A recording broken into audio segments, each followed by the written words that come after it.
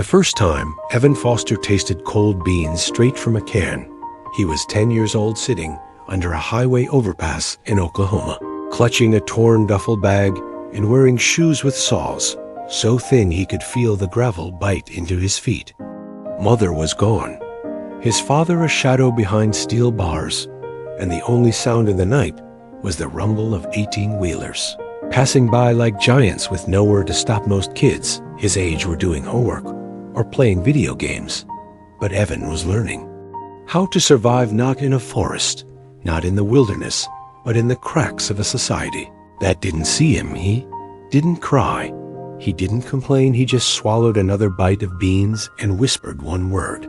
Someday that word burned into his chest like a brand, and it followed him everywhere. He slept in abandoned buses and stolen minutes at public libraries. He washed in gas station bathrooms and carried a notebook with dog-eared corners filled with scribbles, dreams, plans, ideas. It was his treasure map, his proof that he existed, that he was more than invisible. One day at the public library, he met someone who changed everything. Her name was Miss Langston, a librarian in her 60s with silver hair and a stare sharp enough to slice through any excuse. She noticed Evan sitting for hours, reading books about architecture, engineering, physics. She didn't ask questions, not at first. She just slid a sandwich across the table and said, "Looks like you got something big brewing in that." "Mine, son," he nodded, but didn't speak, not until weeks later when she handed him a battered copy of a book called The Man Who Built America. That night Evan didn't sleep. He read every word by flashlight under a park bench. The story of a poor boy turned visionary builder sparked something deep inside him. It wasn't just inspiration, it was ignition. From that moment on, Evan didn't just dream of survival. He dreamed of creation, of rising, of building towers that kissed the sky and left his name carved into the steel. But dreams didn't pay for food, so Evan got to work scrubbing dishes at a diner after hours, doing odd jobs for pennies, sleeping 3 hours a night just to earn enough to survive. And then one morning, covered in grease and sweat, he saw a flyer pinned to a corkboard: local high school science fair winner, its full scholarship. He wasn't enrolled, he wasn't a student, he wasn't even supposed to be there, but that didn't stop him. He walked into the school office the next day wearing his best shirt, which still had holes, and asked the principal for a shot. The man laughed until Evan pulled out his notebook and laid it on the desk. Page after page of blueprints, inventions, ideas for structures that could withstand hurricanes, designs for sustainable housing built from recycled material. The principal stared, then blinked, then said, "If you can get it built, I'll let you in." Challenge accepted. Evan didn't sleep for 5 days. He scavenged junkyards, borrowed tools from janitors, and built his project piece by piece behind an abandoned warehouse. When he rolled it into the gym on Science Fair Day, every student laughed. His project looked like Frankenstein's toolbox, but when he turned it on, it rotated open and transformed into a foldable solar-powered shelter for homeless people. The room went silent. When he got the scholarship, he got enrolled, and for the first time in his life, he had a student ID with his name printed on it, not handwritten on a stolen notebook. But winning didn't mean easy. He was behind in every subject. Teachers doubted him. Students mocked his thrift store clothes. He failed his first 3 tests. And then he remembered the cold beans, the gravel, the promise to himself under the overpass. So he studied harder than anyone. He stayed in classrooms until janitors locked the doors. He wrote formulas on the inside of his jacket and whispered them to himself on lunch breaks. One teacher, Mr. Daniels, saw the fire in him. He stayed after hours tutoring Evan, telling him, "You're not just smart, you're dangerous smart. Just don't burn out before the world sees it." By senior year, Evan had straight A's and a stack of recommendation letters, thicker than a phone book. He applied to every top engineering school in the country and got rejection after rejection until one letter changed it all. MIT accepted full ride. The Night he got the letter, he stood on a bridge overlooking the freeway, not to jump, not to cry, but to remember, because that's where it started, under that same bridge with a can of beans and a whisper someday.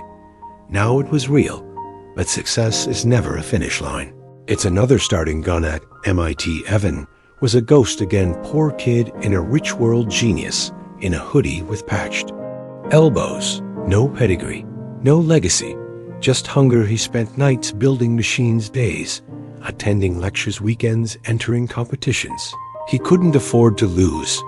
He lost the first 5, then he won 1, then 2, then 6. Soon, tech companies were offering him jobs before he even graduated. But Evan didn't want a job. He wanted to build not for profit, but for purpose. Remembered nights without heat, cities without shelter, families drowning in storms, while skyscrapers sparkled in the skies.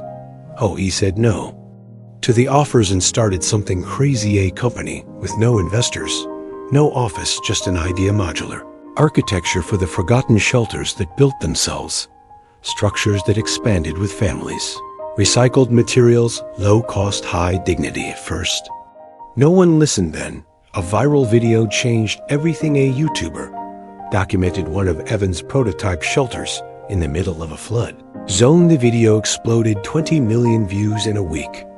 Then the calls came, cities, NGOs, even the White House. He was 24 years old when he stood in front of Congress and explained how his company could house 20,000 people before winter. He didn't wear a suit. He wore the same patched jacket from MIT and held the same notebook from the library, because he wanted them to remember not him, but the journey.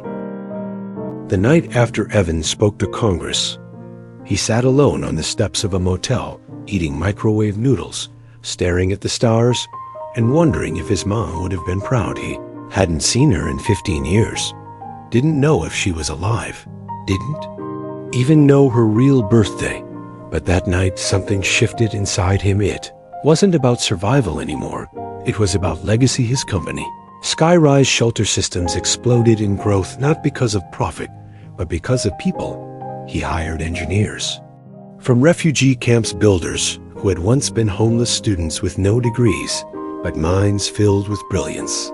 He built a culture around one word: dignity, because he remembered how it felt when no one looked you in the eye. He traveled to disaster zones himself, slept in the same shelters he designed, ate with the families he helped. One day he arrived in Louisiana after a Category 4 hurricane ripped through the coast. Entire neighborhoods reduced to splinters, and silence. People were living in tents in parking lots with no hope of rebuilding. Evan didn't just send supplies. He brought teams, worked in the mud, slept 3 hours a night, and within 2 weeks, 50 families had new homes, strong, safe, and standing. A little girl gave him a drawing. It was a picture of a tall man with long arms holding up a crumbling building under a bright sun. She wrote one word under it: hero. He didn't cry, not there. But that night, when he returned to the hotel and pulled out the same notebook from the library days, he found a blank page and wrote him, still just getting started. But with every win came new pressure, media headlines. Tech genius from the streets, billion-dollar brain. But Evan didn't care about headlines. He cared about impact. With impact came enemies. Big real estate firms felt threatened. Construction lobbyists began pushing back, accusing him of taking jobs, killing the market. They tried to sue him, tried to cancel contracts, tried to block his permits. One executive said, "You're a smart kid, Evan, but you're playing in a world you weren't built for." Evan looked him in the eye and said, "I built myself from nothing, so I can build a world where people like me don't have to start that way." He won the court case, but lost sleep, lost friends, lost time, because greatness demands sacrifice.